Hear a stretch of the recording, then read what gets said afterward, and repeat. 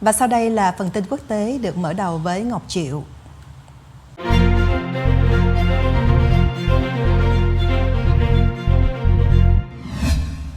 Tương lai của Ukraine phụ thuộc vào kết quả các trận chiến ở miền Đông. Tổng thống Zelensky cho biết rằng tương lai của Ukraine phụ thuộc vào kết quả các trận chiến ở miền Đông, trong đó có trận Bakhmut, với cả hai bên đều công bố giao tranh ác liệt ở tại thành phố nhỏ này, khi Nga đẩy mạnh chiến dịch mùa đông để chiếm giữ lấy thành phố. Thành phố thì giờ đây hoang tàn và Bakhmut đã trở thành tâm điểm của cuộc xâm lược khi cuộc giao tranh kéo dài nhiều tháng để kiểm soát thành phố đã trở thành trận chiến đẫm máu nhất Âu Châu kể từ thời đệ nhị thế chiến. Trong bài phát biểu vào tối ngày thứ Hai thì ông Zelensky cho hay tình hình vô cùng khó khăn ở miền Đông. Chúng ta đã phải phá hủy đi sức mạnh quân sự của kẻ thù.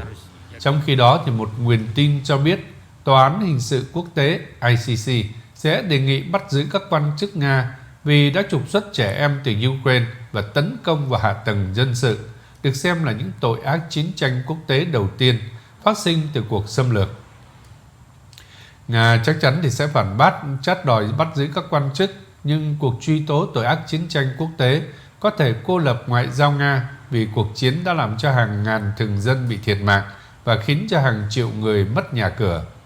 Tuy nhiên, thì theo nhiều nguồn tin, Chủ tịch của Trung Cộng là Tập Cận Bình có thể công du nước Nga ngay trong tuần tới. Trên chiến trường thì quân nhân của Ukraine vào hôm thứ Hai đã cho biết họ đẩy lùi các cuộc tấn công gần Crimea, phía bắc của Bakhmut, và chiến tranh chiến hào đã gây tổn thất lớn ở tại Bakhmut, với cả hai bên đều công bố hàng trăm binh lính của quân thù bị tiêu diệt.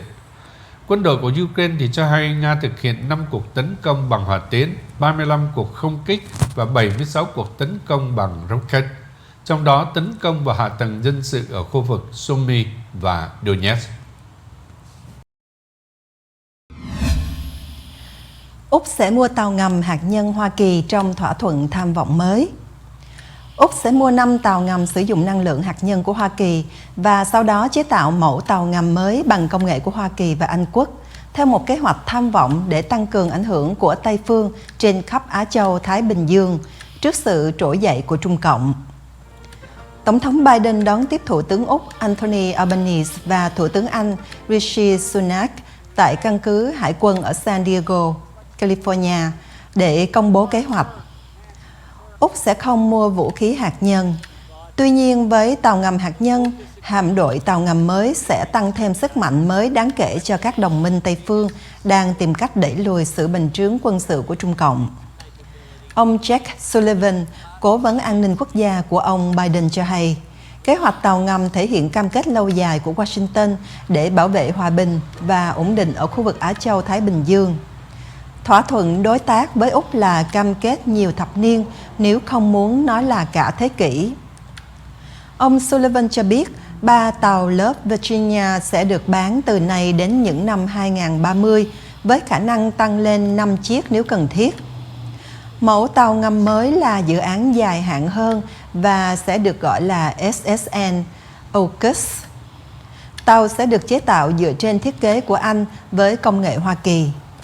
Mặc dù Úc loại trừ khả năng sử dụng vũ khí nguyên tử, kế hoạch tàu ngầm của Úc đánh dấu một giai đoạn mới trong nỗ lực do Hoa Kỳ dẫn đầu để đối phó với sức mạnh quân sự ngày càng tăng của Trung Cộng, như Bắc Kinh xây dựng hạm đội hải quân tinh vi và biến các đảo nhân tạo thành căn cứ ngoài khơi. Đối diện với thách thức từ Trung Cộng, Anh Quốc cũng tăng cường khả năng quân sự của mình.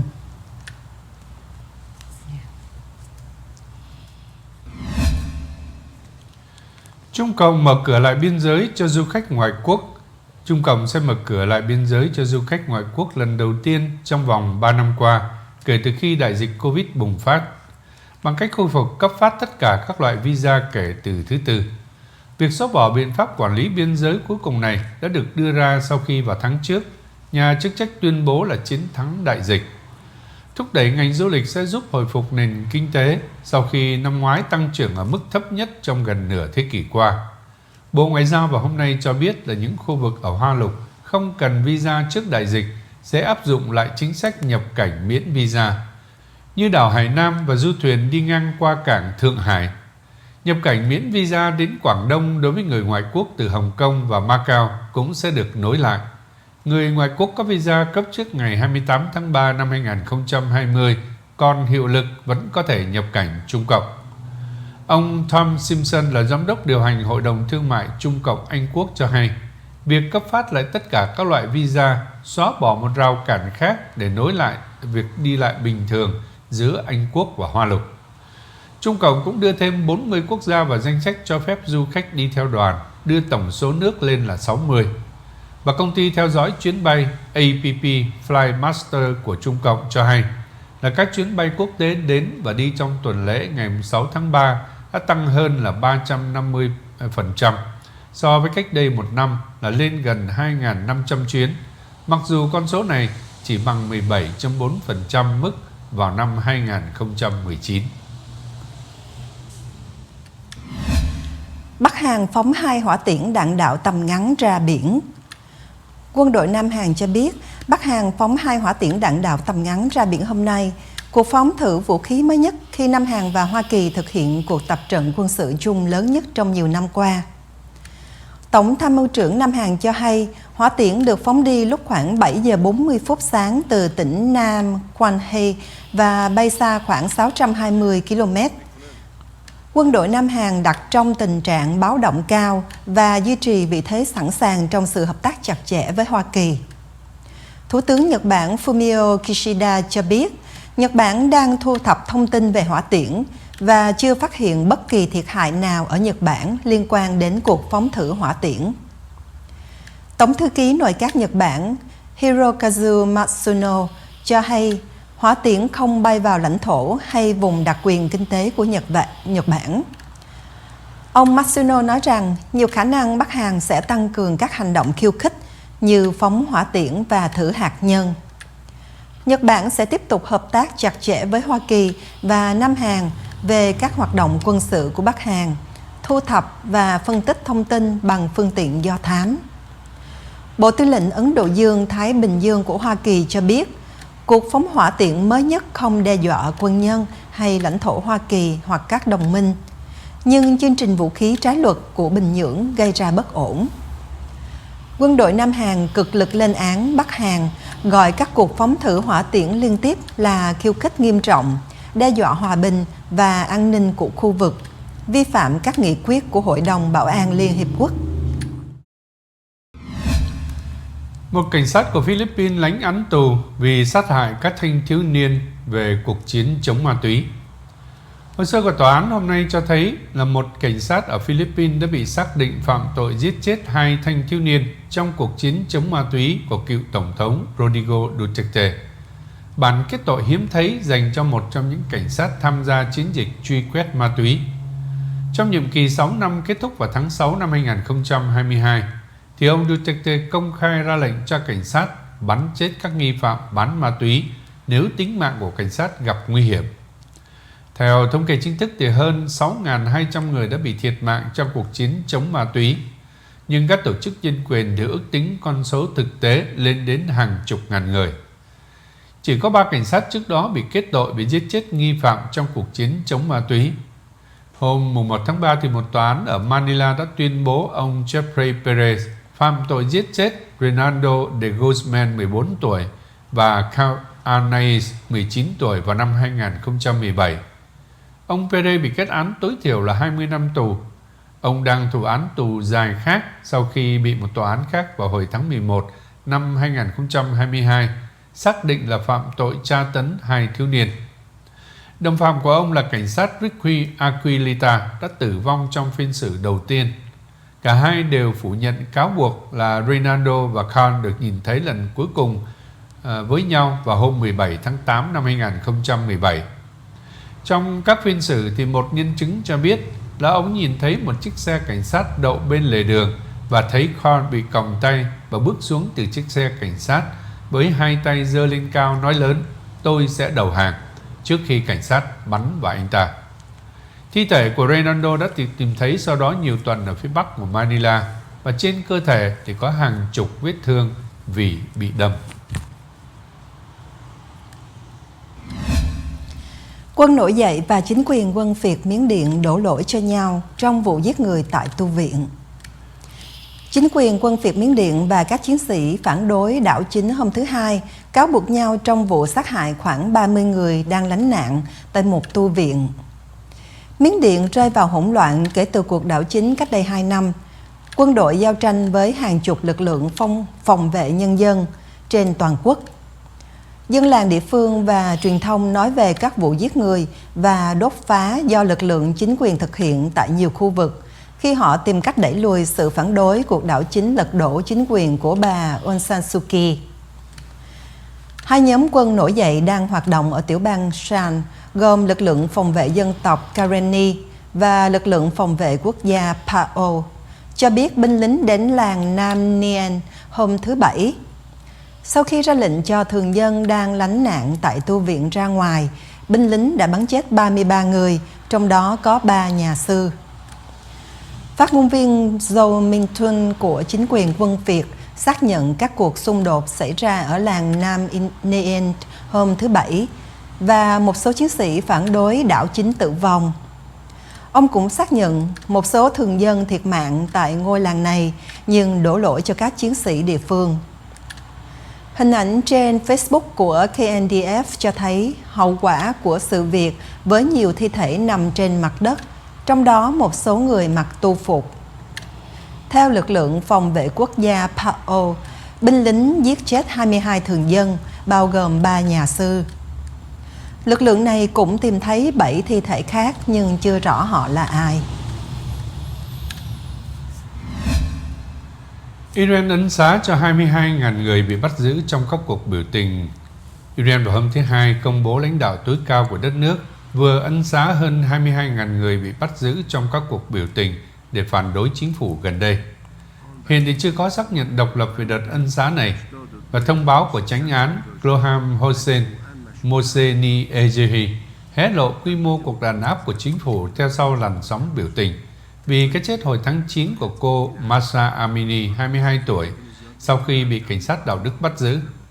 Nó cũng cho thấy là giới chính trị thần quyền của Iran nay cảm thấy đủ an toàn để mà thừa nhận quy mô của cuộc nổi dậy, vốn đã trở thành một trong những thách thức lớn nhất đối với chính quyền kể từ cuộc cách mạng Hồi giáo vào năm 1979. Hàng chục ngàn người cũng bị bắt giữ trong cuộc thanh trừng sau cuộc cách mạng.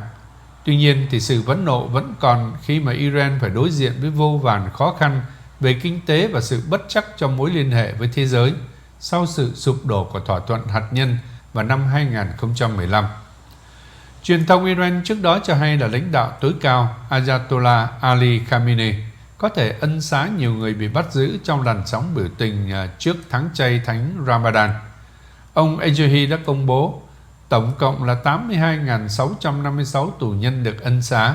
Trong số này thì có khoảng 22.628 người đã bị bắt giữ trong các cuộc biểu tình.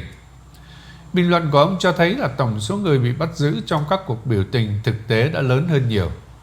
Vào hồi tháng 2 thì Iran thừa nhận hàng chục ngàn người đã bị bắt giữ trong làn sóng biểu tình. Bão Freddy làm hơn 100 người thiệt mạng khi trở lại Mozambique và Malawi. Mozambique và Malawi hôm thứ Hai đánh giá thiệt hại từ bão nhiệt đới Freddy. Trận bão làm hơn 100 người thiệt mạng, hàng chục người bị thương và gây thiệt hại nặng nề khi nó quét qua miền Nam Phi Châu lần thứ nhì trong một tháng vào hồi cuối tuần qua. Theo Tổ chức Khí tượng Thế giới, Freddy là một trong những trận bão mạnh nhất ở Nam bán cầu và có thể là trận bão nhiệt đới kéo dài nhất.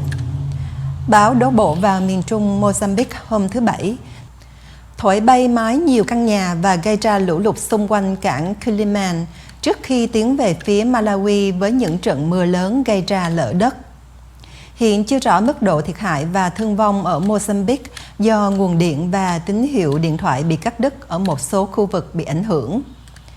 Trong cuộc họp báo, ông Charles Kalamba thuộc Cơ quan Quản lý Thảm họa cho biết, trận bão làm 99 người thiệt mạng ở Malawi, trong đó 85 người ở Blantyre tử vong.